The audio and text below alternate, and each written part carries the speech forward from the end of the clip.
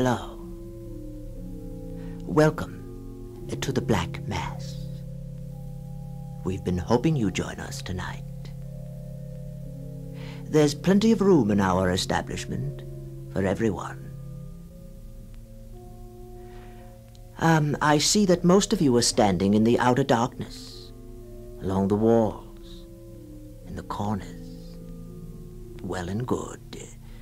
But our inner circle, our chain of empathy, is not yet complete. 12 is such an even number.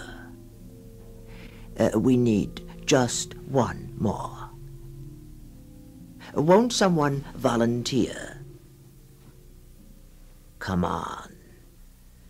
It's only in spirit.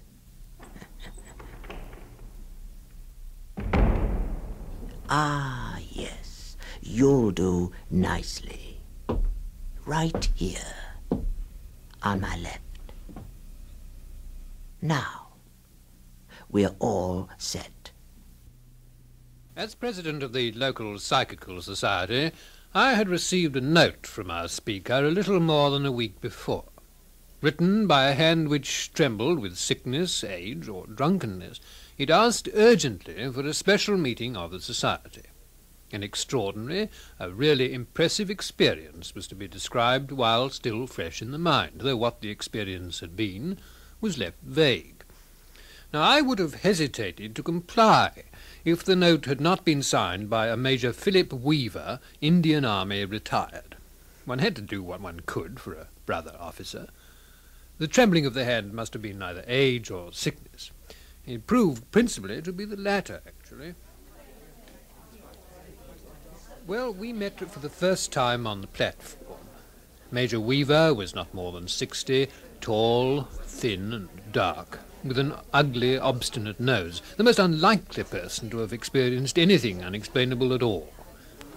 But what antagonized me most was that Weaver used scent. A white handkerchief which drooped from his breast pocket exhaled as rich and sweet an odour as a whole altar of lilies. A privilege, Colonel Crayshaw. Dr. Brown, Major Weaver. How do you do? A privilege. General Ledbetter, Major Weaver. A privilege, I'm sure. A pleasure, I'm sure. And Mrs. Ledbetter. Charmed. Well, I think we better get right along. Everyone seems to be here. I'm sorry it's such a small audience, sir, but it's terrible weather, you know. Then, does anyone object if I smoke? Yes. Would you mind not smoking? Yeah, all right. My throat has been bad for some time. Oh, yes. Well, what with this terrible weather, you know, influenza, throats. In my case, Colonel Crayshaw, Yeah. In my case, it's cancer. Yes, cancer. Well, I think we better get right along. Yes. Yes, I will take this chair over here. Colonel Crayshaw, and members of the Psychical Society, I am deeply privileged to address this distinguished organization. Your kind indulgence toward my urgent request will be duly rewarded. You shall have the opportunity to hear of an extraordinary, I might say, a really impressive experience, which is sure to alter your whole view of the relative values of matter and spirit. Spirit, the spirit, and matter, the body, our temple, as it were, of the spirit, the home and temporary habitat of the enduring spirit. Mystic stuff, you know. I don't know. The spirit is stronger, far stronger than anyone realizes. The physiological action of heart and brain and nerves and so on are subordinate, I say, subordinate to the spirit.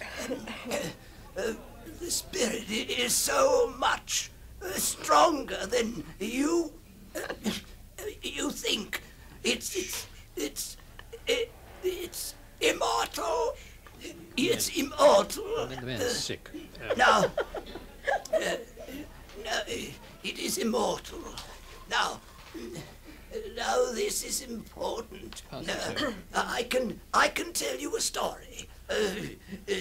Signs and wonders. Major Weaver? When I was at Simla, in Simla, and I said the spirit much stronger than you. Galatians, the epistle of Saint Paul. He that soweth to the spirit shall of the spirit reap life everlasting. Everlasting. If we live in the spirit, immortal, I assure you. The spirit does not die when the body dies. Be led by the spirit. When I was in Simla... Can't you make him stop, Grayshaw? The man is obviously very ill. And what good is this talk anyway? I'll try, but give him a moment. Much stronger, and All right.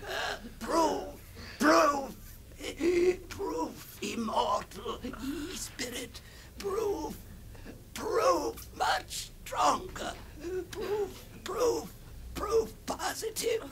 I'll give you proof, positive, spirit, proof,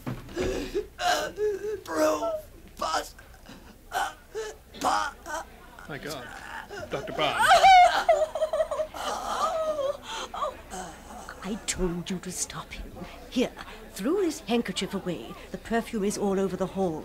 Give it here. How is he? Send them all away. Send them away at once. He's dead. My God, he's dead. And Grayshaw, bring back the handkerchief. Quickly. Quickly. I understood. The most hideous stench of decaying flesh came from the body the moment the handkerchief was removed. Major Weaver's appearance was incredible. The body might have been one fished from the sea a long while after death.